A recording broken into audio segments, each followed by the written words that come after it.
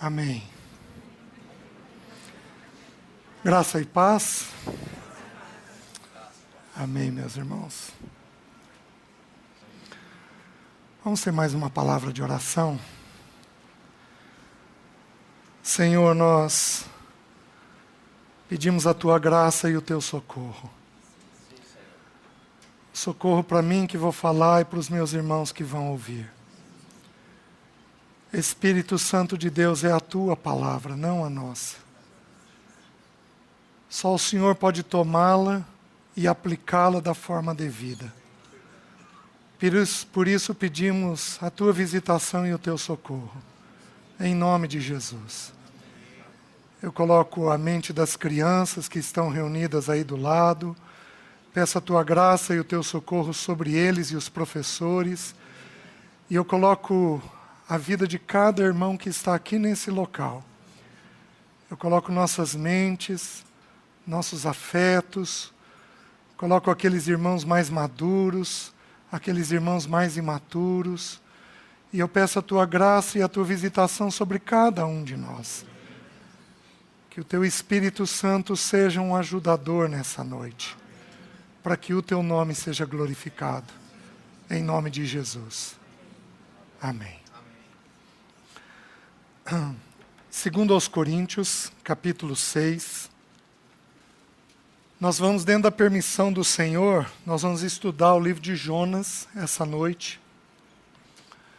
Eu vou fazer ele de forma objetiva, para nós encerrarmos esse estudo sobre a ansiedade e a paternidade de Deus.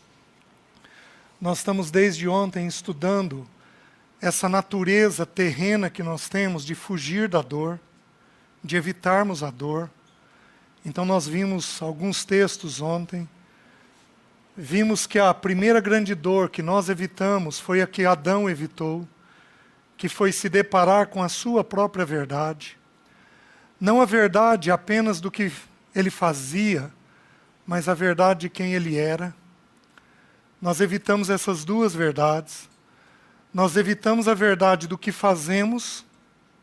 Nós temos dificuldade de nos depararmos com ela. Assim como nós evitamos a verdade de quem somos, de admitirmos as lutas, as distorções, os pensamentos indevidos. Nós lutamos com isso, nós temos dificuldade de assumirmos nossa conduta e nossa realidade de quem somos. Quem são os irmãos que mais avançam no Senhor? São os irmãos que conseguem enfrentar isso, admitindo o que fazem e depois de um tempo o que são. Esses irmãos, eles passam por um processo simples, que os irmãos devem ouvir o tempo todo aqui, quando o vaso é quebrado e Deus refaz num vaso novo, maior, onde uma porção maior do Senhor pode ser depositada dentro desse vaso, né?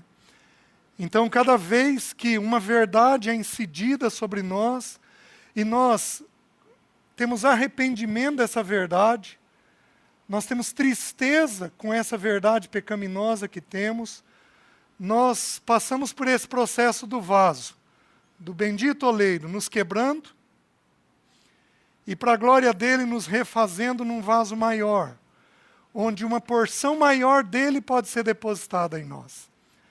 Por isso que o livro de Miqueias tem uma profecia maravilhosa. Ali ele não usa a figura do vaso, ele usa a figura da tenda, mas é a mesma realidade. Ele vai dizer que as nossas tendas seriam alargadas, porque nós íamos conseguir receber mais, ter mais depósito. O fato é que nós somos o limitador.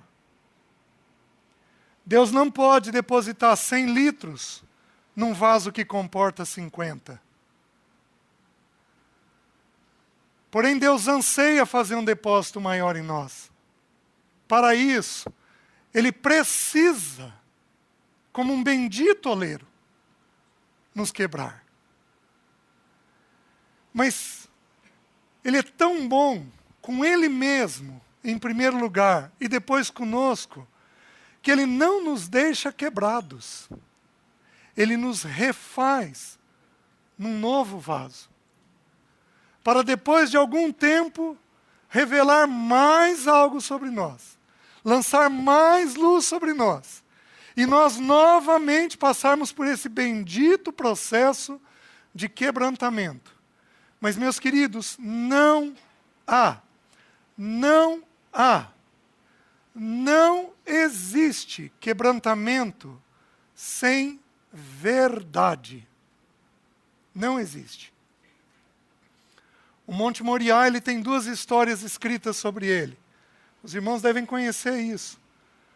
O Monte Moriá é onde o templo foi construído. O templo reflete a igreja. Então essas 2 histórias do Monte Moriá precisam ocorrer conosco. A primeira história do Monte Moriá é que o pai sacrificou o filho. Foi onde Abraão levou Isaque para ser sacrificado. E ali nós tiramos uma lição muito simples de que nossa vida toda cristã é baseada no sacrifício do filho pelo pai. O pai derramou amor sobre mim e sobre você, matando o seu próprio filho por amor a nós, levando o seu próprio filho ao sacrifício. Esse é o fundamento primeiro da igreja. Mas existe uma segunda história. Davi, no momento de desvario,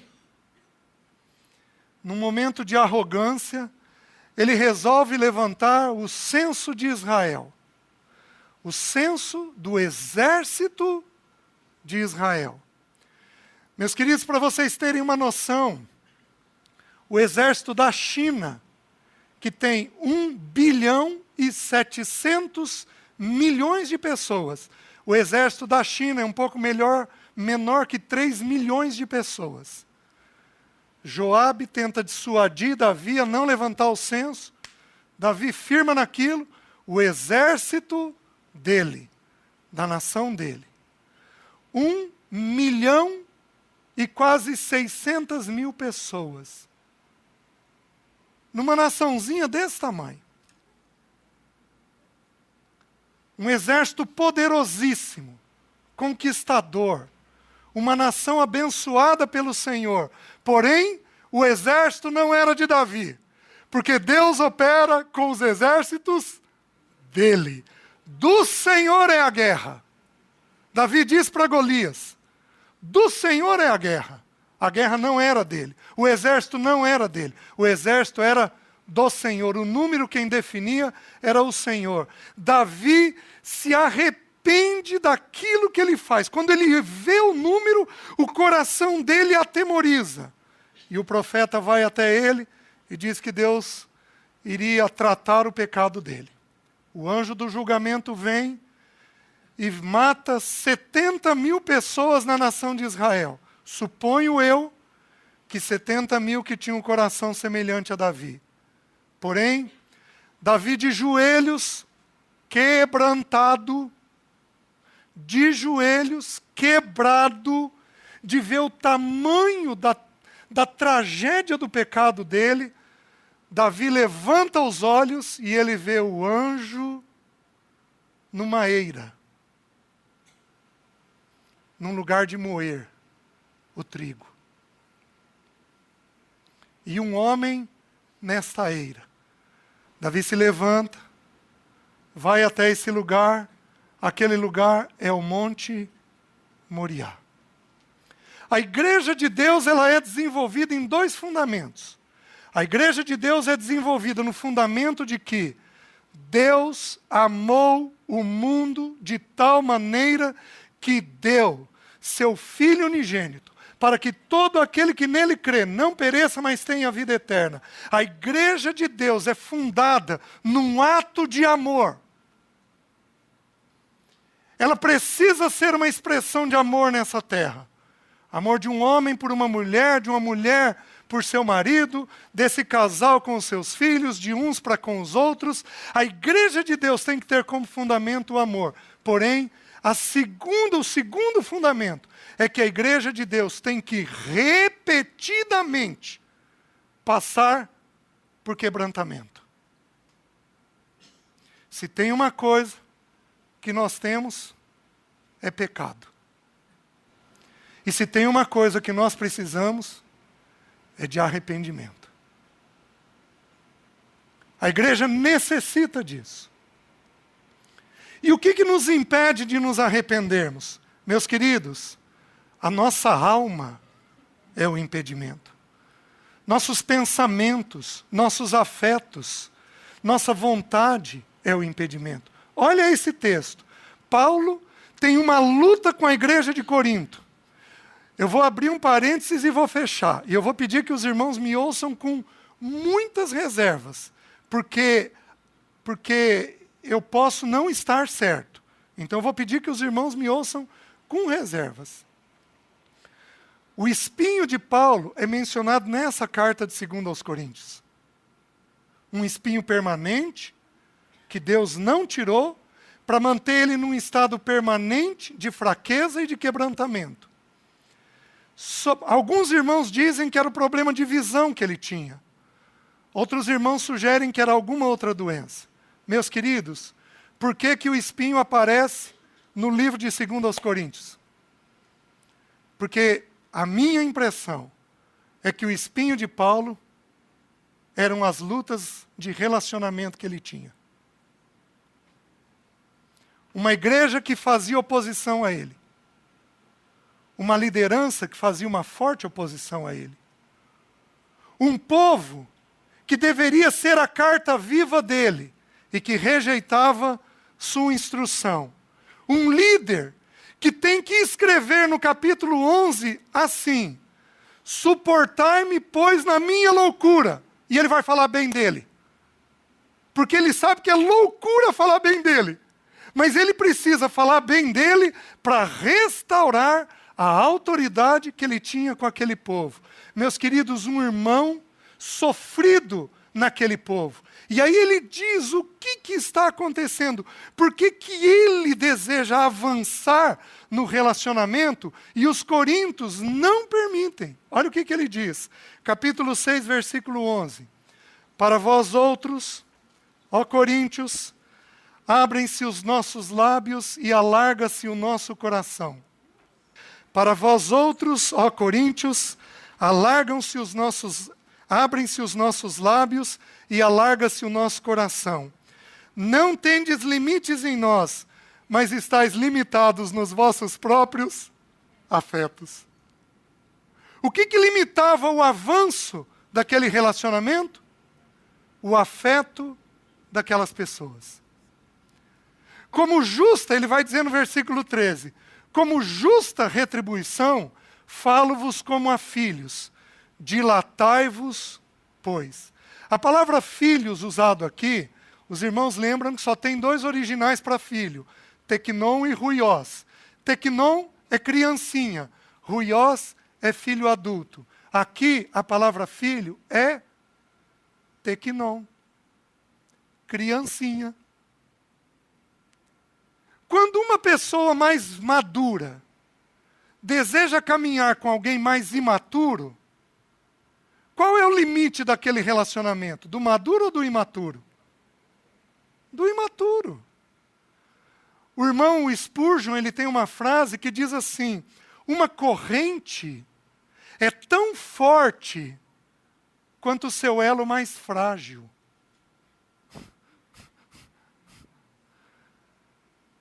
Nós somos em 150, 200 irmãos.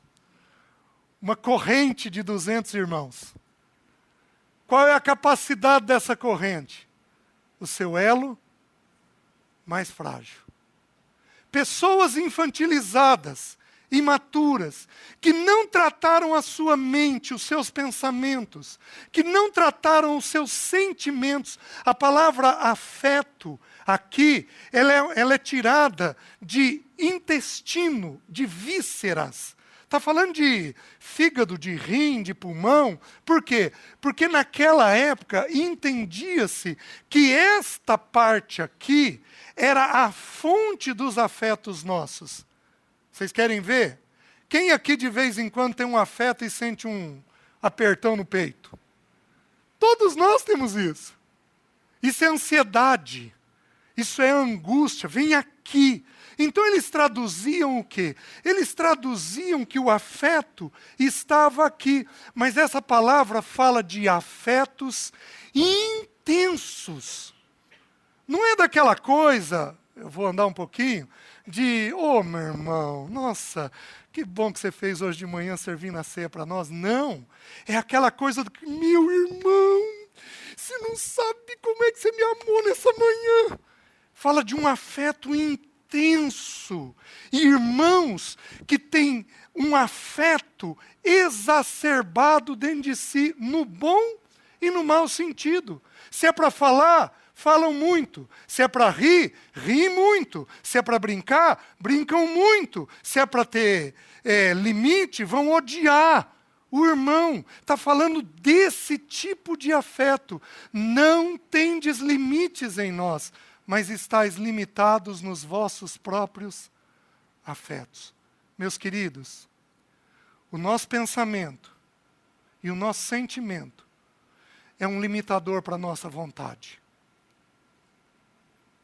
O nosso pensamento e o nosso sentimento é um limitador para a nossa vontade. O que Deus quer é alcançar a nossa vontade. Porém, nós temos limites na nossa mente e no nosso sentimento. E por que então não resolvemos? Porque não lidamos com a verdade. Pensamentos doloridos, afetos doloridos, não colocamos isso para fora em oração, em arrependimento, em tristeza, na luz da bendita palavra de Deus, não colocamos isso para fora e vamos permanecendo, ano após ano, irmãos imaturos. E o corpo vai avançando e a gente não consegue avançar no mesmo ritmo. Meus irmãos, todos nós temos isso. Isso daqui não é meu, não é seu, nem é dos coríntios. Isso daqui é de todo ser humano. Alguns irmãos que são mais determinados, mais disciplinados, eles conseguem avançar um pouco mais. Outros tiveram os olhos abertos ao Senhor, avançam mais naturalmente. Mas a grande maioria de nós fica lutando, na mente e no sentimento. Ano após ano, temos crises com alguém. Ano após ano, estamos sofrendo com os mesmos pensamentos. Ano após ano, nas mesmas fugas, as mesmas tendências. Por quê? Porque não estamos lidando com a nossa verdade. Os irmãos estão compreendendo? E eu queria então abrir o livro de Jonas e mostrar para os irmãos como que Deus lida com um homem que foge. Capítulo 1. Por que Deus conta histórias? Porque no Velho Testamento Deus conta histórias. Deus é um excepcional contador de histórias. Por que o Velho Testamento conta histórias? Para nós tirarmos princípios.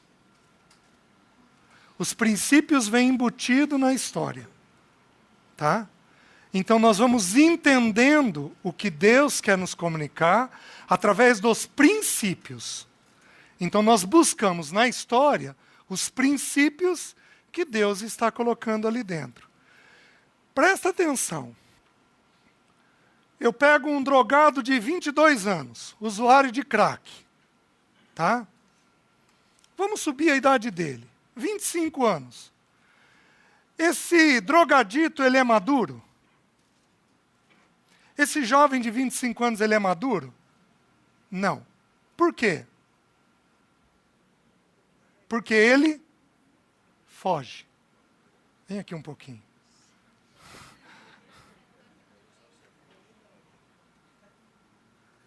Viver dói. Não tem jeito. Se alguém aqui falar que não tem dor nenhuma na vida, é um tremendo mentiroso. Isso não é verdade. Vai ter dor física, vai ter dor emocional, vai ter dor espiritual. Viver dói. Quando dói, pesa. Pesou, qualquer um de nós quer fazer o quê? fugir. Então tem dor e dor. Eu vou dar um beliscão. Dói. Ó. Ele teve muito respeito comigo. Por que Jonas fugiu? Porque alguma coisa doeu. Só que os irmãos têm que guardar o que eu estou dizendo. Quem foge, não cresce. Eu pego irmãos de anos de vida cristã, irmãos que leem a Bíblia, você vai conversar com eles, eles têm coisas básicas não tratadas. Por quê? Ele não tem a maturidade adequada. Por quê? Porque ele achou mecanismos de fugir sempre que Deus lança alguma luz sobre o coração dele. Meus queridos, Deus é tão dócil que Ele lança a luz que nós suportamos. Mas o caminho do justo é como a luz da aurora, que vai brilhando mais e mais até ser dia perfeito. Eu, quando vou orientar alguém, eu corro o risco de abrir uma luz que a pessoa não suporta. Mas Deus nunca faz isso conosco. Ele não acende um holofote diante dos meus olhos, porque senão eu vou fechar os olhos. Ele revela a luz que eu suporto. Deus não pede nada para nenhum de nós que nós não aguentaríamos. Tudo que Ele pede é suportável para nós. Então o que acontece com Jonas? O Senhor vem e pede algo para ele. Algo dolorido. Até porque o caminho do Senhor é um caminho estreito. É um caminho de morte. Não é um caminho fácil. Espaçoso e largo é um caminho, mas que conduz para a perdição. Mas o caminho do Senhor é um caminho estreito. Então, o Senhor muitas vezes nos fala coisa passando um bálsamo. Mas o Senhor muitas vezes nos fala coisa que é um caminho estreito, é um caminho de dor, é um caminho de sofrimento, de quebrantamento. Porém, é o caminho do Senhor. O Senhor Jesus, quando Ele entendeu que chegou a hora, em Lucas 9, Ele vira e diz, lá o texto, Lucas diz, que o Senhor tinha no semblante uma forte determinação de ir para... Chegou a hora de sofrer. Ele não teve medo daquilo. Esse é o nosso modelo. Então, quando o Senhor nos reserva um caminho de dor, nós temos que pôr os dois pés nesse caminho, a mente, o coração, o afeto, de um jeito adequado nesse caminho. O que houve com Jonas? Deixe-me ler alguns versículos e eu vou explicar para os irmãos. Veio a palavra do Senhor a Jonas, filho de Amitai, dizendo, dispõe-te, vai à grande cidade de Nínive e clama contra ela, porque a sua malícia subiu até mim. Jonas se dispôs, mas para fugir da presença do Senhor, para Tarsis. E tendo descido a Jope, achou um navio que ia para Tarsis. Pagou, pois, a passagem e embarcou nele para ir com eles para Tarsis, para longe da presença do Senhor. Mas o Senhor lançou sobre o mar um forte vento, e fez-se no mar uma grande tempestade, e o navio estava a ponto de se despedaçar. Então os marinheiros, cheios de medo, clamavam cada um ao seu Deus e lançavam a carga ao mar, a carga que estava no navio, para o aliviarem do peso dela. Jonas, porém, havia descido ao porão e se deitado, e dormia profundamente. Chegou a ele o mestre do navio e lhe disse, que se passa contigo, agarrado ao sono? Levanta-te, invoca o teu Deus.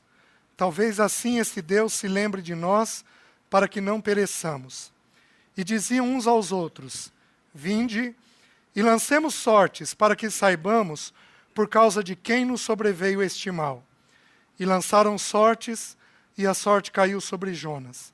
Então lhe disseram, declara-nos agora por causa de quem nos sobreveio este mal, que ocupação é a tua, de onde vens, qual a tua terra, e de que povo és tu? Ele lhes respondeu: sou hebreu e temo ao Senhor, o Deus do céu, que fez o mar e a terra. Então os homens ficaram possuídos de grande temor e lhe disseram: que é isso que fizeste? Pois sabiam os homens que ele fugia da presença do Senhor, porque ele o havia declarado. Disseram-lhe: que te faremos para que o mar se nos acalme? Porque o mar se ia tornando cada vez mais tempestuoso. Respondeu-lhes: tomai-me e lançai-me ao mar, e o mar se aquietará, porque eu sei que por minha causa vos sobreveio esta grande tempestade. Entretanto os homens remavam, esforçando-se por alcançar a terra, mas não podiam, porquanto o mar se ia tornando cada vez mais tempestuoso contra eles. Então clamaram ao Senhor e disseram: ah, Senhor, rogamos-te que não pereçamos por causa da vida deste homem, e não faças cair sobre nós este sangue, quanto a nós, inocente, porque tu, Senhor, fizeste como te aprouve. E levantaram a Jonas e o lançaram ao mar, e cessou o mar a sua fúria. Temeram, pois, estes homens em extremo ao Senhor, e ofereceram sacrifícios ao Senhor, e fizeram votos. Deparou o Senhor um grande peixe, para que tragasse a Jonas, e esteve Jonas 3 dias e 3 noites no ventre do grande peixe. Até aqui.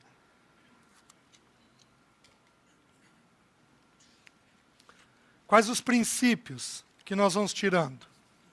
O primeiro: o que significa a palavra Jonas no hebraico? Jonas significa pomba. Vocês lembram de ontem? A pomba desceu sobre o Senhor. Qual é a principal característica da pomba? Só pousa em lugar. O que o texto está dizendo então sobre Jonas? Está dizendo o seguinte: que ele tinha que ver qual era o lugar seguro para ele. A mente dele estava brigando. Meus queridos, qual é o lugar mais seguro para mim e para você? O centro da vontade de Deus. Todos nós sabemos isso, decor e salteado. Por que nós não vamos para lá? Porque a mente diz que não. Não é tão seguro assim. O afeto diz não. Isso daqui eu não vou dar conta. Então Jonas retrata a natureza que nós temos de procurarmos lugares de segurança. Lugares onde nós nos abriguemos e nos sintamos seguros naquele lugar.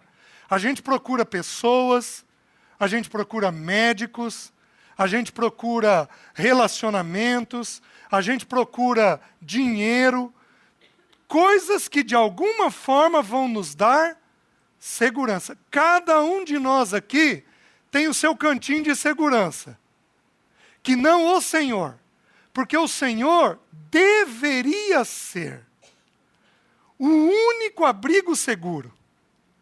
Porém, a natureza de Jonas que está dentro de nós fez com que ao longo da vida nós fôssemos buscando lugares seguros. Meus queridos, é ridículo. Como é que Adão cose folha de figueira? Não é ridículo? O Deus que tudo vê, que tudo sabe, que havia criado ele, que havia criado Eva, o Deus que andava com ele pela viração do dia, mas na cabeça pecaminosa dele, o que aconteceu com ele? Não. Essa folha daqui vai me proteger. Onde é que uma folha de figueira protege? E a gente é tão complicado que a gente é igual a Adão. Adão esqueceu que folha de figueira enruga. Seca. E que aquilo ia ficar exposto. É igualzinho a gente. A gente escolhe um lugar, escolhe um caminho, escolhe um alívio que não está no Senhor. E que aquilo, mais cedo ou mais tarde, vai ser descoberto pelos outros muito facilmente. nós temos, ao estudar o ser humano na Bíblia, nós temos 3 certezas dele. As mesmas 3 nós vamos encontrar no Senhor. Quer dizer, as 3 nós temos no ser humano. E nós vamos ter 2 no Senhor e uma delas não é encontrada no Senhor. Quais as 3 certezas que nós temos a nosso respeito? O ser humano é pecador. Nós vamos pecar. Em segundo lugar, o ser humano tem necessidade de aceitação. Ele vai se apegar a alguém ou alguma coisa. O ser humano tem necessidade de aceitação. A gente, não me levantem a mão. A gente chama cachorro de filho. A gente diz que a gente é vovô de cachorro.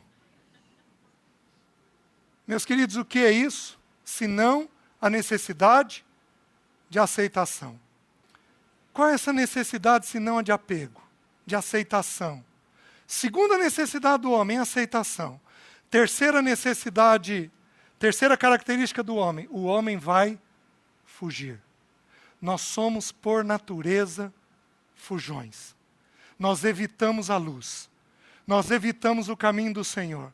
Nós temos que ter uma firme determinação de caminhar em direção ao Senhor. Jonas retrata essa natureza adâmica que todos nós temos. Jonas retrata isso. Nós vamos pousar num lugar seguro. Por isso que um casal, ao conversar, se ela fizer uma crítica a ele de primeiro momento, mas e você? Porque para ele é mais seguro falar dela do que falar dele. Eu sei lá onde vai parar essa conversa. Eu sei lá o que eu vou ter que confessar para ela. Eu sei lá o que ela vai me questionar. Então esse movimento não é nada menos, nada mais do que um movimento de proteção e de fuga que todos nós temos. Mas, queridos, qual é a gravidade disso? Não havendo verdade, não há avanço, não há libertação, não há comunhão. Então Jonas, ele ouve a voz do Senhor. E essa voz diz o quê? Diz assim: dispõe-te, vai-te à grande cidade de Nínive e clama contra ela, porque a sua malícia subiu até mim. Queridos, Jonas era um profeta.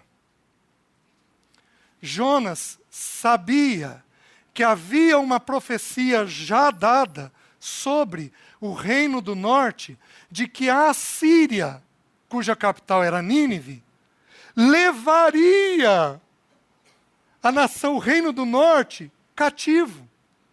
Então Jonas sabia que o seu povo seria levado cativo por aquela nação. E ele sabia que Deus é um Deus clemente. Deus é um Deus de misericórdia.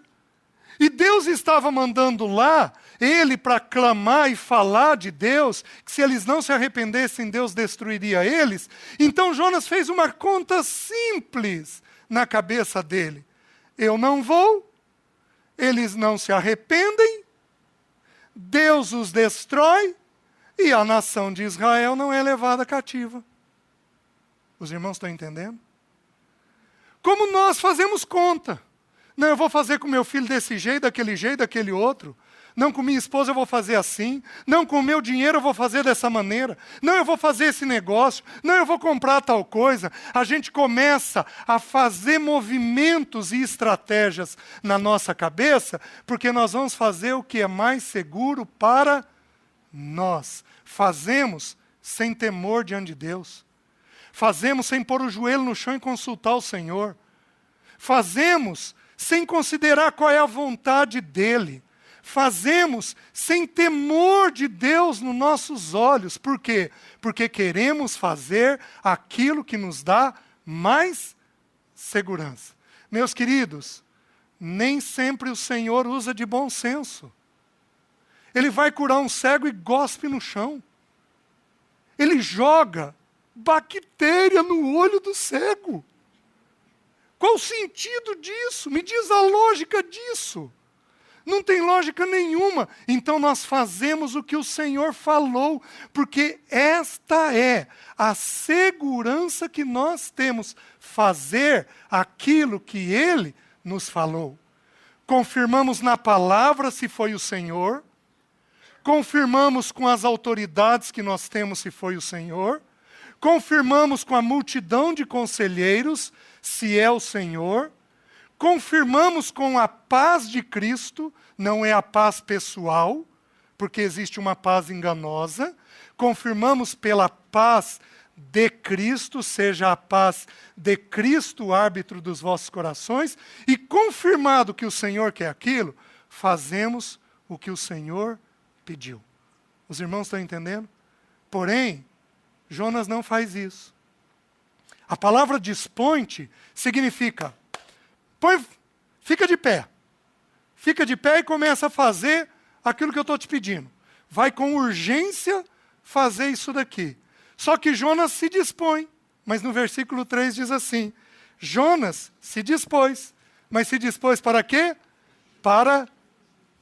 Ele se pôs de pé. Ele se levantou. Mas ele se levantou para fugir do Senhor.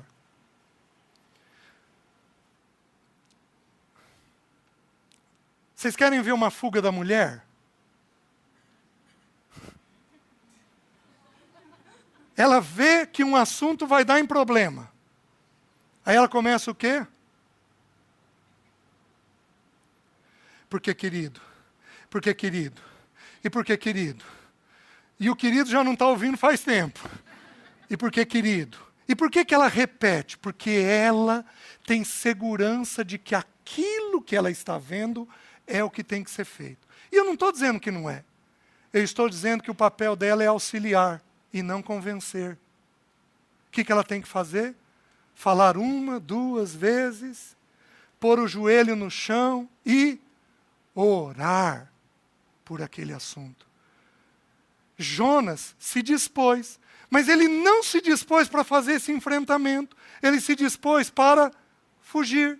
E é interessante que o texto diz assim, ele foge da presença do Senhor, ele foge da onde? A palavra presença no original hebraico significa face. Por que nós evitamos algumas reuniões? Por que nós evitamos alguns irmãos? Porque aquele irmão traz luz. Esses dias um pastor muito querido, muito consagrado, falou assim para mim, César, eu estou tão frustrado, mas eu estou aprendendo a lidar, porque eu vou em casamento, eu sento numa mesa e fico sozinho.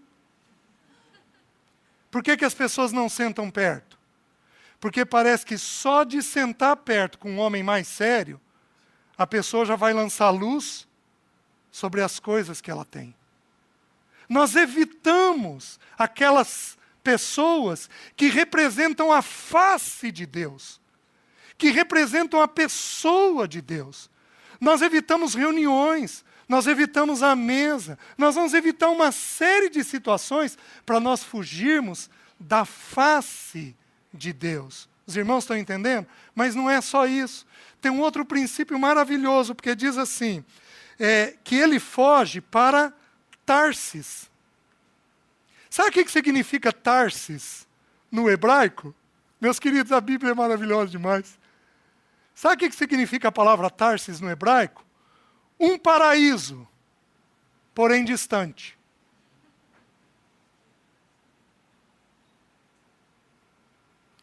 Um irmão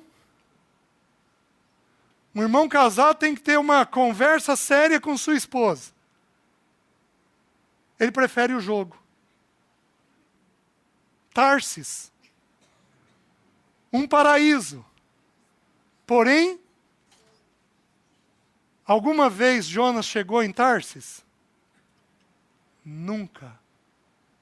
Porque é um paraíso, porém é distante. Fugimos na comida, fugimos na bebida, fugimos na TV, fugimos no celular, fugimos na falação. Você quer ver uma fuga comum? Qual o lugar que os homens masculinos, o gênero masculino, mais conta piada? Vocês sabem? Velório. Sabe por quê? Porque o assunto lá dentro é muito doloroso. Então eles saem, e aí eles vão contar piadinhas a respeito daquilo. Porque quanto mais dói, mais necessidade de fuga o ser humano vai ter. Então nós vamos buscando fugas e mais fugas. Meus irmãos, lazer não é pecado, comprar não é pecado, nada disso é pecado. Mas feito em excesso é sinal de fuga. Feito em momentos que eu deveria estar sentando e conversando sobre uma determinada verdade, constitui fuga.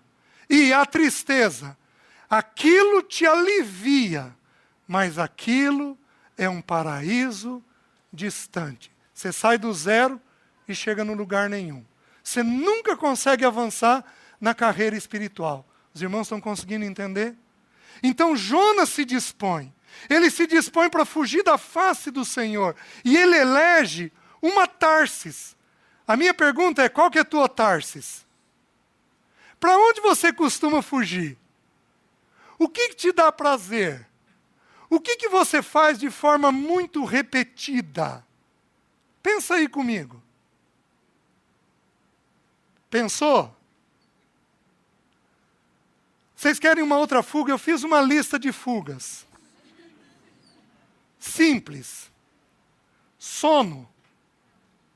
Dormir demais ou dormir de menos. Comida. Trabalho. Quais os homens aqui são viciados em trabalho? Só eu. Tem uns acanhados ali. Cadê os homens que vão se dispor, meus irmãos? Trabalho. E o trabalho é um vício, mas é um vício caprichado. Porque ele dá muito retorno. Ele dá dinheiro, ele dá reconhecimento, ele dá elogio, ele dá possibilidade de compra. O trabalho dá muito retorno. O que mais? Sexo. Nós vamos ter um momento que nós vamos conversar sobre isso. As práticas sexuais que a gente pode ter no oculto. Hoje, eu duvido que nós não vamos ter muitos irmãos aqui com problema de pornografia. Sabe o que é isso? Fuga. Isso é uma Tarsis. É um paraíso. Porém, é distante. Bebida. Crítica. Alguém, não levanta a mão. Alguém aqui é muito crítico, sempre tem alguma coisa a mais a ser melhorado? Meus queridos, isso é fuga. Porque quando eu critico o outro, eu não me vejo. Ou eu me vejo de um jeito que eu não sou. Eu não faria isto que o irmão fez. Eu não faria isso que fulano fez. Meus queridos, se não é a intervenção de Deus, nós fazemos tanta coisa indevida. Só não somos mais pecaminosos por causa da graça dele. Pensamentos. Esse eu quero saber. Quem aqui pensa muito? Levanta a mão.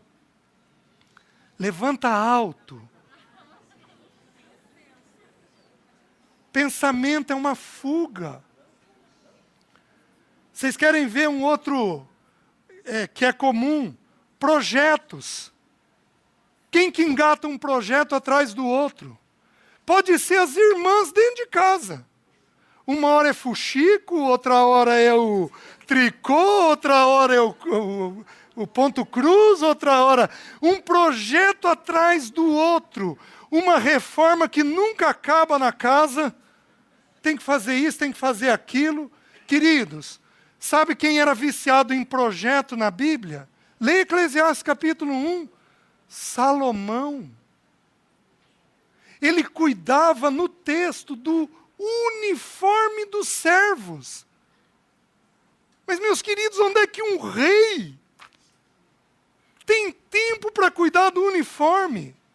Vício, um projeto atrás do outro, uma mente que não parava, e por não parar, culmina em problemas sexuais, em problemas financeiros. No seu filho, o que o povo falou?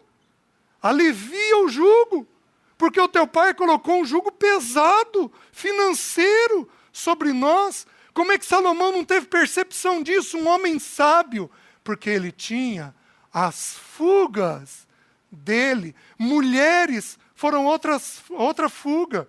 Qual é a necessidade? 300 mulheres, 700 concubinas. Isso é insano. Qual é a necessidade disso? Fuga. Uma coisa que não cessa na mente. Meus queridos, alguns de nós pensamos muito, fazemos muito projeto. Por quê? Porque nós fugimos nos nossos pensamentos. Nós vamos criando as nossas Tarses, os nossos paraísos distantes. Eu lembro, quando eu estava em Curitiba, estudante, acabar de me converter, e o meu pai tinha 6 filhos estudando fora, e eu morria de dó do dinheiro do meu pai. Então eu fazia um orçamento que todo mês faltava. Todo mês faltava. E aí a Alessi, ela já namorava com ela, a Alessi me socorria. Por isso que eu tenho que cuidar bem dela hoje, né? Olha o que eu fazia. Alguns já fizeram isso. Quantas vezes eu andava na rua olhando o chão? Para quê? Para achar um dinheiro? Quem aqui já teve essa fantasia de achar dinheiro na rua? Sabe por quê? Uma fuga. Vocês estão vendo a sutileza? A gente cria um paraíso distante. A gente cria uma forma de aliviar aquela dor que nós estamos tendo. O perfeccionismo é uma outra fuga. Terrível em quem tem. Quem aqui é perfeccionista, levanta a mão. Ou quem aqui é rígido, levanta a mão. Só? Levanta alto para eu ver. Isso. Meus queridos, coitado dos nossos filhos.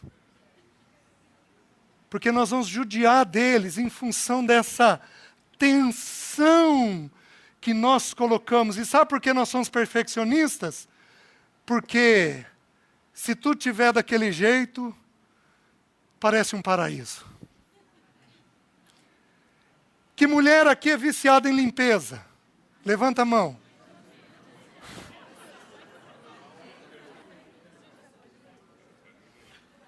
A irmã levantou a mão. Qual o seu nome? Ana Karina. Eu fui viciado em limpeza. Tá? Em organização. Você limpa a casa. Terminou, você limpa que dia? Ou todo dia? Você gosta de tudo organizado. Você é viciado em limpeza, você falou. Tá? Qual é a sensação depois que tudo está limpo? Gente, que delícia. Ai, que gostoso. Sabe o que é isso? Tarses.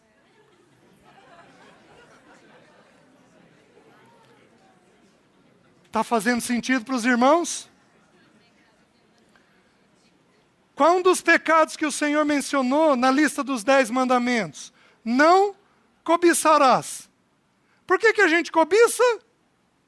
Tarses. Ai, se eu fosse casado com fulano, se eu tivesse ciclano, ai, se eu tivesse esse salário, ai, se eu tivesse aquela aposentadoria, ai, se eu ocupasse tal lugar. Sabe por que a gente cobiça? Porque a cobiça nos leva para essa Tarsis. E a gente tem prazer naquilo. Existe um estudioso, acho que eu coloquei isso para os irmãos, que diz o seguinte, que nós nunca cobiçamos coisas ou pessoas. Porque se nós cobiçássemos apenas coisas e pessoas, rico não teria cobiça. Mas ele diz que nós cobiçamos a felicidade que a gente supõe que a pessoa tem naquela pessoa, naquela coisa. Ai, se eu tivesse aquele carro. Ai, se eu tivesse aquela esposa. Ai, se eu tivesse aquela casa. A gente supõe essa felicidade, meus queridos. O que é isso? Tarsis. Gritando dentro de nós. E esse impulso nos levando a se dispor, mas a buscar esse paraíso distante. E aí o que ele faz? Ele diz assim, E tendo descido a Jope. Sabe o que significa Jope? Beleza. Gente, a Bíblia não é maravilhosa? Gente, é maravilhoso. Então nós vamos procurar algo belo, algo que nos agrade. Pagou, pois, achou um navio que ia para Tarsis, pagou, pois, a sua passagem e embarcou nele para ir com eles para Tarsis, para longe da presença do Senhor. Este paraíso que nós buscamos, esse paraíso chamado Tarsis, não aquele, esse daqui, não será alcançado.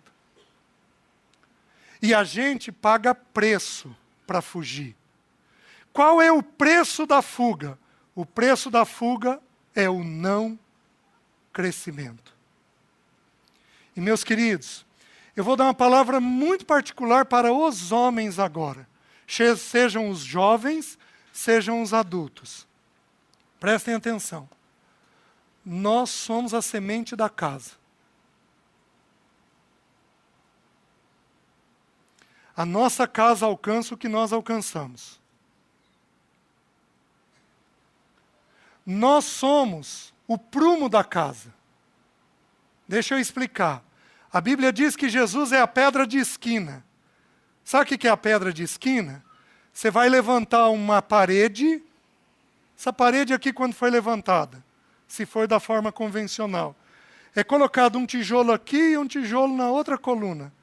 Passa-se um fio. E aí a parede é levantada no risco daquele fio.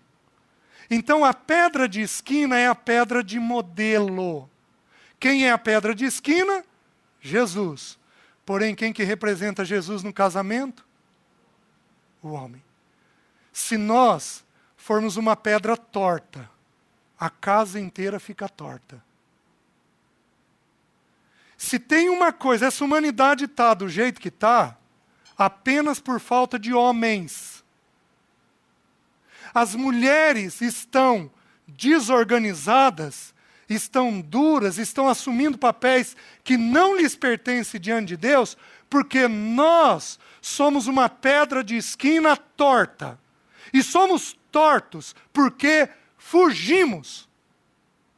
Somos tortos porque não enfrentamos a realidade nossa, as nossas verdades. Encontramos desculpas e mais desculpas para não resolvermos as tendências pecaminosas que nós temos. Os homens dessa congregação precisam se colocar de pé, se dispor diante do Senhor para não fugirem da face do Senhor. Os irmãos estão entendendo? E eu não estou falando de vir reunir. Porque isso os irmãos fazem. Mas eu estou falando daquele tempo devocional íntimo, onde luz é lançada, onde pecado recebe nome.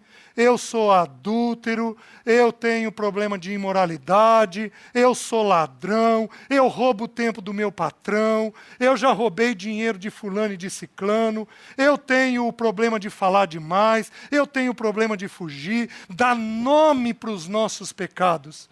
E depois que fizermos isso, diante de Deus, chamarmos nossas mulheres, chamarmos nossos filhos e começarmos, mediante a orientação do Senhor, a pedir perdão por quem somos, por aquilo que fazemos, por quem somos. E são essas as pessoas que Deus derrama o Espírito.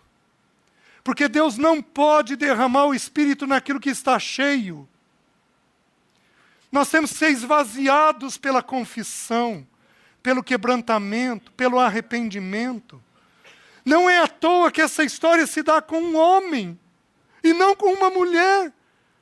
Porque nós, homens, precisamos como nunca dessa atitude de enfrentamento das nossas lutas pessoais. Jonas se dispõe, embarca no navio. Qual é o preço que nós pagamos quando fugimos? Paramos o nosso crescimento.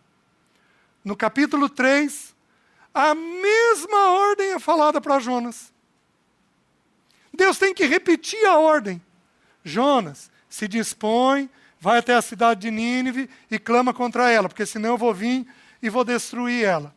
Por que Deus tem que falar a mesma coisa? Porque Jonas fugiu da primeira vez. Deus não nos passa para o segundo ano se não completarmos o primeiro. O ser humano é tão, e na nossa cultura isso acontece, o ser humano é tão distorcido que existe na escola fundamental uma coisa chamada, eu não sou um especialista, então eu posso estar errado, educação continuada. Então nos primeiros anos você vai evitar reprovar. Não reprova não, vai passando. Vai passando. Porque você tem a esperança de que ali na frente algo vai acontecer. Queridos, espiritualmente falando, isso não acontece. Você não obedeceu, você parou o crescimento. Pode levar um mês, pode levar um ano, pode levar 10 anos. Daqui 10 anos, a ordem, a hora que vier, a hora que você estiver bem com o Senhor vai falar a mesma ordem que foi desobedecida lá atrás. Jonas se dispôs. E o que acontece? Ele entra lá no navio. E esse navio está numa tempestade. Vejam o final do versículo 5. Jonas, porém, havia descido ao porão e se deitado, e dormia profundamente. Qual é a fuga aqui? Lucas, ao descrever Pedro, Tiago e João no Getsêmani, diz que eles dormiram o sono da tristeza. Porque o Senhor ia morrer. E eles sabiam, o Senhor havia dito com todas as letras. E eles ficaram tristes, e para aliviar aquela tristeza, o que eles fizeram? Fugiram. Fugiram onde? No sono. Uma Tarsis. Os irmãos estão entendendo? Jonas continuou nesse processo de fuga. Aí, o que acontece com ele? Chega um momento em que nós vamos entrando numa crise. O Senhor tem que trazer sobre nós uma tempestade. O Senhor tem que trazer sobre nós uma situação mais difícil. Meus irmãos, eu me converti aos 15 anos. Aos 23 anos eu tive uma crise de ansiedade e depressão. Eu contei para os irmãos, num dos estudos. Meus queridos, eu fiquei 4 anos nessa crise. No final desses 4 anos, eu abri toda a minha verdade. Eu contei para os irmãos como eu confessei, né? A lentidão que eu tive. Acho que contei para os irmãos. Eu fui extremamente lento para obedecer ao Senhor. Quando eu confessei os meus pecados a Leci, confessei a um irmão que eu procurei ajuda, quando eu confessei a Leci, o meu crescimento pegou outro ritmo. Porque o impedimento foi removido dali. E aí eu passei a crescer no Senhor de uma outra maneira. Chega um momento em que o Senhor tem que trazer uma crise, uma situação mais difícil, para que aquelas verdades que por anos estiveram povoando a mente e o afeto da gente, possam vir para fora. E Deus então comunicar conosco quem nós somos, o que nós fazemos e o que nós somos. Deus então lançar luz dessa verdade, nos convencendo dessa verdade. Queridos, não precisaria ser assim. Mas a nossa resistência faz com que o Senhor tenha que trazer uma tempestade sobre nós. E o que é triste, essa tempestade não veio só sobre Jonas, porque veio sobre todos os marinheiros que estavam naquele barco. Isso é para que nós compreendamos uma coisa muito simples. Um planta, na vida familiar, um planta, e todo mundo colhe. Na vida familiar não tem outra maneira de ser. Um plantou, todo mundo vai colher. Porém, o pecado do pai e o pecado da mãe são mais graves. Porque nós somos modelo, nós somos referência. Então chega um ponto em que o Senhor precisa nos tratar. E como nós estamos recusando, o Senhor vai usar a vida de alguém. No caso aqui, usou os marinheiros. E os marinheiros acordaram Jonas, porque eles entenderam alguma coisa está acontecendo. E Jonas, lá no versículo 10, já tinha dito para eles: que é isso que fizeste? Pois sabiam os homens que ele fugia da presença do Senhor, porque lhe havia declarado. Então Jonas estava dizendo, ele estava numa crise tão grande que ele falava até o que não devia. Quem em nós, numa crise de ansiedade, não fala o que não deve? Porque a gente fica descompensado. Se ele está fugindo, o que era para ele fazer? Alguém em fuga faz o quê? Fica quietinho. Mas não, ele estava tão descompensado que ele falou com aquelas pessoas. E meus queridos, ele abre que ele é hebreu. Ele abre que o Senhor, que o Jeová, ele é Senhor do céu e da terra, do mar e de tudo que neles existe. E os marinheiros, aquela região é uma região estreita, muito possivelmente conhecem a história do Mar Vermelho. Que marinheiro que não vai conhecer a história do Mar Vermelho? Então aqueles marinheiros ficam apreensivos. E eles então dizem para Jonas, perguntam o que ele é, o que tem que fazer, e Jonas diz: me joga no mar. Me joga na tempestade. Que o mar o mar revolto vai parar, vai acalmar. E eles tinham temor. Tentaram remar. Até que a tempestade ficou numa adversidade muito grande, eles pedem perdão ao Deus, e eles lançam Jonas ao mar. E a tempestade cessa. E esses homens temem ao Deus dos céus. Nossa crise. Deus não tem medo de colocar um filho dele em crise. E Deus vai usar a crise para dar um testemunho. Deus usa as crises que a gente tem para dar um testemunho. Eu nunca compreenderia os irmãos se eu não tivesse passado por crise. Eu nunca entenderia esse funcionamento da nossa alma se o Senhor não tivesse permitido que eu passasse. Bendita crise, santa crise, provocada pelo meu pecado, mas santa conduta de Deus na minha crise, para que eu então fosse resgatado das minhas verdades dentro dessa crise. Os irmãos estão entendendo? Porém, Jonas mergulha. E o Senhor levanta um grande peixe, possivelmente um cachalote, e não uma baleia. Nós temos uma história aqui na Argentina, inclusive com fotografia de um homem que foi tirado, de um marinheiro, que foi tirado de dentro de um cachalote. Então Jonas, só o Senhor, né?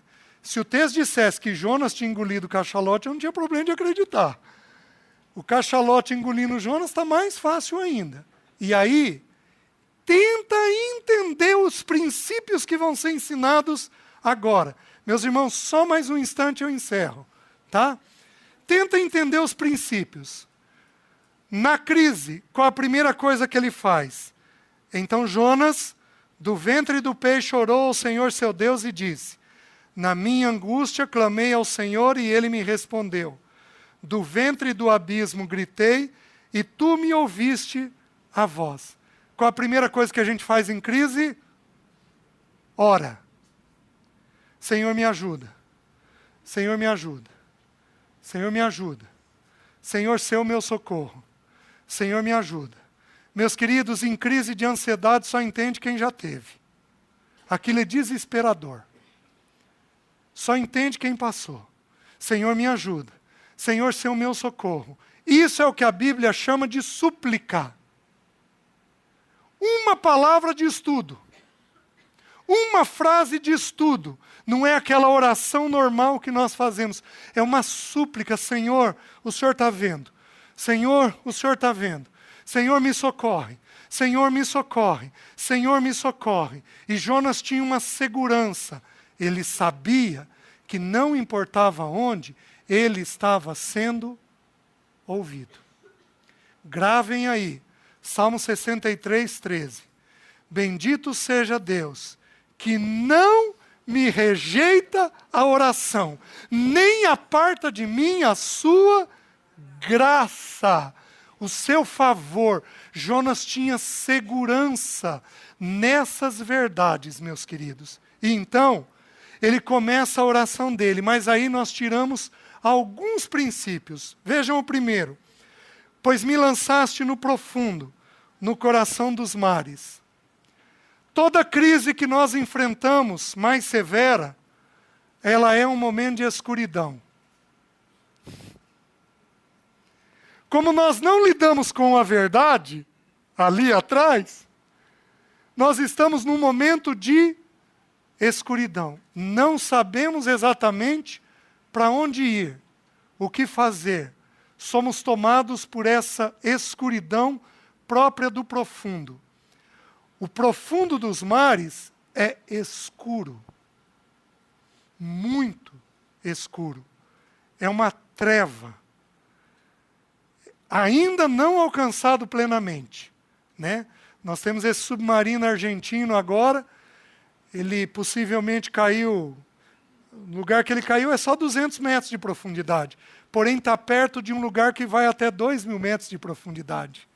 Então eles não têm certeza se ele não deslocou e não foi para o mais profundo. E aí? Como é que você faz? Quanto tempo vai? Você levantar essa informação. Nas crises, nós temos uma situação desesperadora porque nós não sabemos para onde ir e o que fazer. Primeira coisa. Depois diz assim, e a corrente, versículo 3, e a corrente das águas me cercou, todas as tuas ondas e as tuas vagas passaram por cima de mim. Meus queridos, ele está no ventre do grande peixe. Ele está no estômago do grande peixe. Você está me entendendo? O peixe vai nadar de que jeito? De que jeito que Jonas vai ficar lá dentro? Oscilando. Imagina o interior do estômago. Jonas não tem pegada. Ele não tem onde se apoiar. Então presta atenção, isso daqui fala da oscilação que nós temos na crise. Tem dia que a gente está bem. Depois tem uma semana ruim. E aí tem meio dia que a gente fica bom. Depois tem um dia inteiro que a gente fica ruim de novo. Depois tem 3 dias que a gente melhora. Depois vem uma notícia desagradável e a gente passa mais uma semana sofrido. Meus queridos, a crise da fuga nos põe numa variação monstruosa. Esta é a oscilação que a Bíblia está ensinando. Os irmãos estão entendendo? Isso é normal na crise. O que nós temos que nos fixar é no Senhor. Mas não apenas isso. Ele diz assim, todas as tuas ondas e vagas passaram por cima de mim. Meus queridos, a onda na Bíblia é sinal de tribulação, de problema. Então nós vamos ter problemas que aparentemente são maiores que nós. Depois ele diz assim, então eu disse, lançado estou de diante dos teus olhos. Qual é a sensação na crise? Solidão. Parece que ninguém entende. Quando eu tive a crise, eu fui acusado de que aquilo era espírito maligno. Eu fui acusado de que eu tinha pecado escondido. Eu fui acusado de não ser um homem cheio do Espírito. Eu convivia numa igreja mais avivada. De ser um homem que estava resistindo à obra do Espírito Santo, porque eu questionava algumas práticas da igreja. Então, muita coisa é falada, a gente tem uma sensação de solidão enorme na crise. Que mais? Ele diz assim, versículo 5, as águas me cercaram até a alma, o abismo me rodeou, e as algas se enrolaram onde? Porque toda a crise de ansiedade dá uma sensação de que eu estou enlouquecendo, Quem aqui já teve sensação de que estava pirando? Sabe por quê? Está todo mundo aqui inteiro, ninguém surtou. Sabe por quê?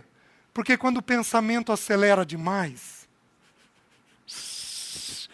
e eu não consigo parar, eu tenho a sensação que eu estou a um passo da insanidade. Isso é sensação, mas não é loucura. Por que que diz que as algas envolveram a cabeça dele? Porque a cabeça nos fala do pensamento nosso. Os irmãos estão entendendo? São sensações que nós temos na crise, na fuga.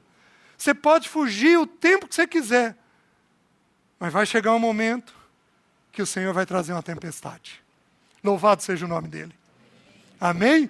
Porque a tempestade é o instrumento dele de salvação para nós. Ele é o nosso Salvador, não a tempestade. A tempestade é apenas o instrumento que ele traz de salvação para nós. Aí ele termina dizendo assim, no versículo 8: os que se entregam à idolatria vã abandonam aquele que lhes é misericordioso. Meus queridos, o que tem a ver idolatria com isso daqui? Aparentemente, nada. Porém, você sabe qual é a primeira coisa que um ídolo faz conosco? Como que eu sei se eu sou idólatra? Alguém aqui é idólatra? A ideia é a seguinte: todos aqui são. Deixa eu explicar como. A primeira vez que o ídolo aparece na Bíblia é em Levítico. Não vos virareis para os ídolos. Então eu estou olhando o Senhor, eu me viro e vou em direção ao ídolo. Jonas estava virado para o Senhor, na face do Senhor, ele virou para algum lugar. A segunda vez que vai aparecer o ídolo é no bezerro de ouro. Olha o que o ídolo fez com a nação de Israel. A primeira coisa, o texto diz assim: nós não sabemos o que ocorreu com esse tal de Moisés. Faze-nos deuses que vão adiante de nós. O que o ídolo dá? Segurança. Arão foi lá, jogou, como ele diz, e saiu aquele bezerro, como se ninguém tivesse feito algo. Ele explicou ali a coisa desse jeito. E quando tinha um bezerro de ouro, o que eles fizeram? Eles fizeram uma festa. O ídolo dá duas coisas: segurança e prazer. Por que Jonas fala da idolatria? Porque qual era o ídolo de Jonas? A fuga dele. No que você gasta muito tempo? Se não for num desses 4 excessos, você tem risco de ter ídolo. Quais os 4 excessos possíveis? Amar a Deus de toda a alma, com todo o entendimento, toda a força, todo o coração. Orar sem cessar. Tudo que eu fizer, fazer com gratidão. Em tudo dai graças. E tudo que eu fizer, fazer para a glória do Senhor. Seja no falar, no agir, no comer, no levantar. Se não for a glória, a gratidão, a oração e o amar a Deus, se você fizer alguma coisa em excesso, isso é um ídolo. O que te dá segurança e o que te dá prazer? Então Jonas está dizendo o seguinte: eu tenho que pedir perdão porque eu sou idólatra. E aí ele termina o capítulo 3 dizendo assim, o capítulo 2.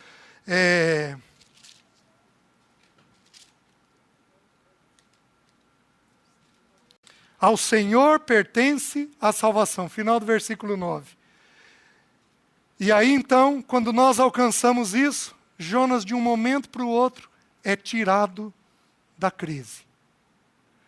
Presta atenção para aqueles que estão em crise. Não levanta a mão não. A hora que você menos esperar vai acabar. Louvado seja o nome do Senhor. Gente, eu vejo isso toda semana. Nossa, louvado seja o nome do Senhor. A hora que você menos esperar, o Senhor dá ordem para o grande peixe e ele te vomita. E você sai daquela crise. O problema é que 3 dias e 3 noites no suco gástrico te deixa mais alvo que a neve. Jonas saiu branco, corroído pelo suco gástrico. O Senhor tem que deixar uma ou outra marca em nós. Vocês lembram em Jacó? Feriu a coxa. Vocês lembram em Moisés? Feriu a língua. Aqui em Jonas, feriu a pele dele. Para nós nos lembrarmos de nunca mais trilharmos aquele caminho de fuga novamente. Meus queridos, a luta para não fugir vai até o caixão. Não vai ter jeito. Qualquer momento da vida nós podemos retornar a esse caminho de fuga. Mas se o Senhor nos der graça, nós vamos aprender a não fugir. Porém, a história não termina aí. E eu já vou encerrar. Jonas vai até Nínive. E diz que lá em Nínive, ele prega ao povo. E a cidade de Nínive era uma cidade de ser percorrida em 3 dias. Era uma capital. Era uma cidade grande. E ele tinha que clamar contra aquela cidade. E Jonas, o texto diz que ele necessitava de 3 dias para percorrer aquela cidade. Porém, o texto diz assim, diz no versículo 4, começou Jonas a percorrer a cidade caminho de porque quando nós vamos saindo da crise, nós vamos saindo de que jeito? Devagar. Com temor. Para não incorrer nos mesmos erros de antes. Então nós vamos devagar. A crise tem que te ensinar alguma verdade. Em geral, por que caímos na crise? Caímos na crise porque nós temos verdades que nós não lidamos. Então nós fugimos dessas verdades. Por isso o Senhor permite uma crise maior para revelar essas verdades internas que nós temos. Então, quando nós retomamos devagar, gradativamente. Às vezes o Senhor quer pôr um limite no trabalho. Você está em crise porque você trabalha muito. Às vezes você está em crise porque tem uma determinada verdade que você não lidou bem. E o Senhor quer que você retome aquilo, mas retome de um jeito tranquilo, leve, entendendo como aquilo era para você nunca mais trilhar aquele caminho. E aí, o que acontece? Aí os ninivitas se arrependem. O rei se arrepende, faz um clamor, 120.000 pessoas. O arrependimento desse povo é tão severo que até os animais eles jogam pó sobre eles em sinal de arrependimento. Meus queridos, esse rei e esse povo ouviu e se arrependeu. Possivelmente os marinheiros haviam chego naquela cidade e contado aquele milagre. Jonas, quando chega daquele jeito com a sua pele, é uma confirmação de tudo isso. O Senhor não precisava disso, mas usou também estas coisas. E aqueles ninivitas se encontram então arrependidos. Mas qual é o problema do nosso irmão Jonas? Qual era a verdade dele? Ele não era um irmão misericordioso. Ele não era uma pessoa que tinha alegria em ver o arrependimento dos outros. Ou ele era tão idólatra que ele amava a nação de Israel mais do que o ser humano. Deus pode destruir esses 120.000, mas preserva a nação de Israel. Tem algumas pessoas que são assim. São tão ligadas, são tão patriotas, que não importam o que acontece com os outros, o que importa é preservar a nação deles. Eu não sei qual era a motivação de Jonas, eu sei de uma coisa, esse irmão não tinha misericórdia.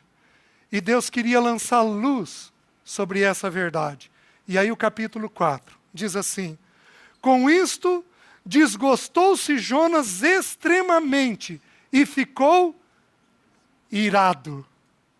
Oh, mas como Deus é especialista em pôr a gente para fora.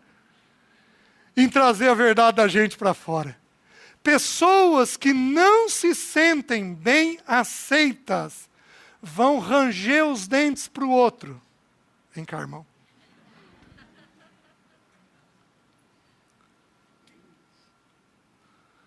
Você não gosta de mim. Faz uma cara feia.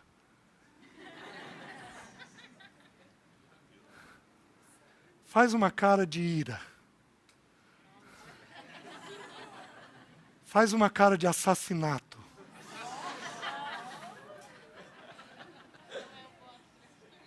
Vocês acham que isso não tem entre nós? Ou vocês acham que não tem Jonas aqui? Vocês acham que não tem homicida entre nós?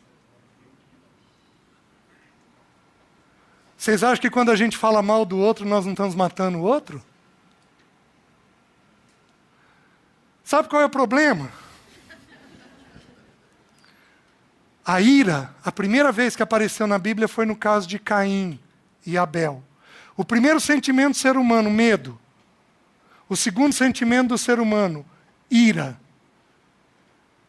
Apareceu lá. Caim e Abel, nós sabemos espiritualmente o que representa. Caim representa as obras, Abel representa a justificação pela fé. Então, espiritualmente está encerrado o assunto. Os irmãos conseguem entender isso com facilidade. Porém, eu vou falar emocionalmente. Caim não se sentiu aceito.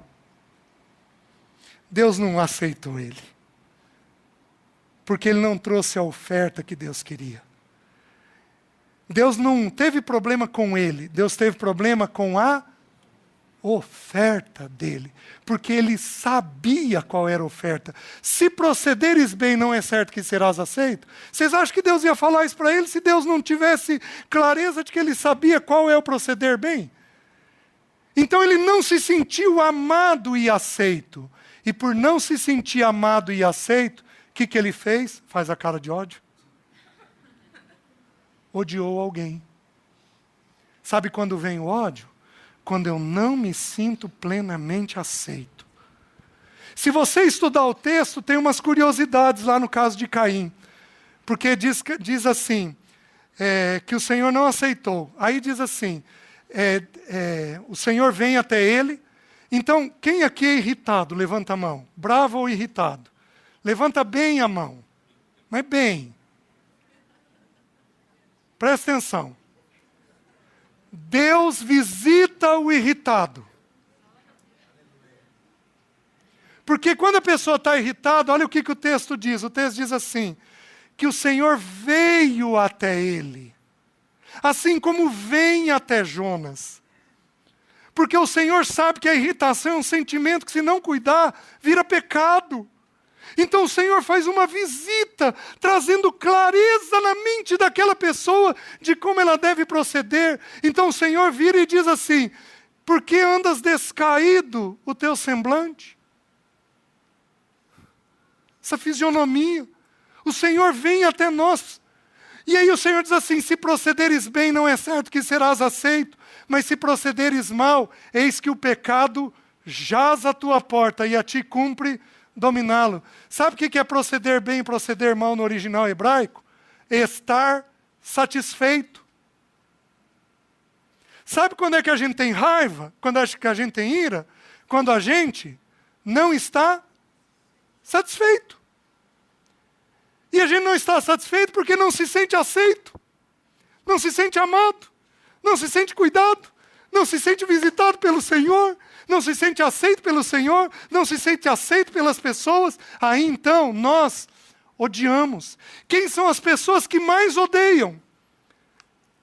Ouçam com reservas, porque a psicologia diz isso. Aqueles que não tiveram aceitação, especialmente de mãe. Porque você não espera que uma mãe rejeite. Aí eles lutam mais ainda com isso, com esse sentimento dentro de si. Meus queridos, Jonas tinha essa luta interna. Ele só estava satisfeito se aquela nação fosse destruída e Israel não fosse levado cativo. E o Senhor então começa a ministrar a ele. Porém, antes de ministrar, diz assim, o versículo 3, diz assim: peço-te, pois, Senhor, tire-me a vida, porque melhor me é morrer do que viver. Eu não vou entrar no assunto, mas eu só tenho que falar o seguinte, porque está no texto. Nem todo pensamento de morte é desejo de suicídio. Nem todo pensamento de morte é desejo de suicídio. Porque, como foi falado, a morte resolve muita coisa. Estava tão dolorido para Jonas, mas estava tão dolorido para Jonas, mas tão dolorido, que ele começou a pensar o quê? É melhor que eu morra.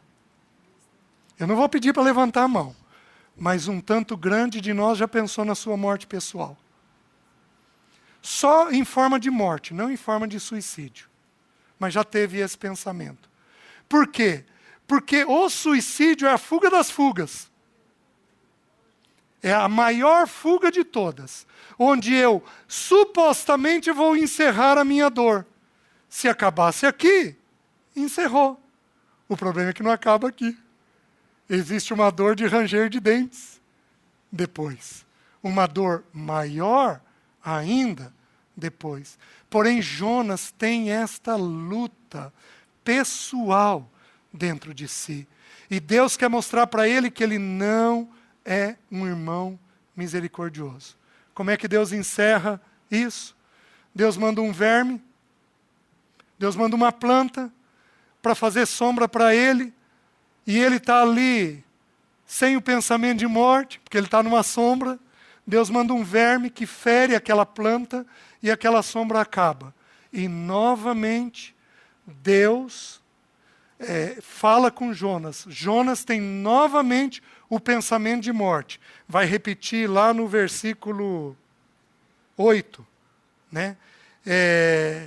Pelo que pediu para si a morte, dizendo: melhor me é morrer do que viver. Queridos, novamente o pensamento de morte vem. E aí o Senhor ministra. E o Senhor fala sobre a graça e a misericórdia que Ele precisa ter com as pessoas. De que jeito que a história termina? Indefinida. Porque Jonas se matou ou não?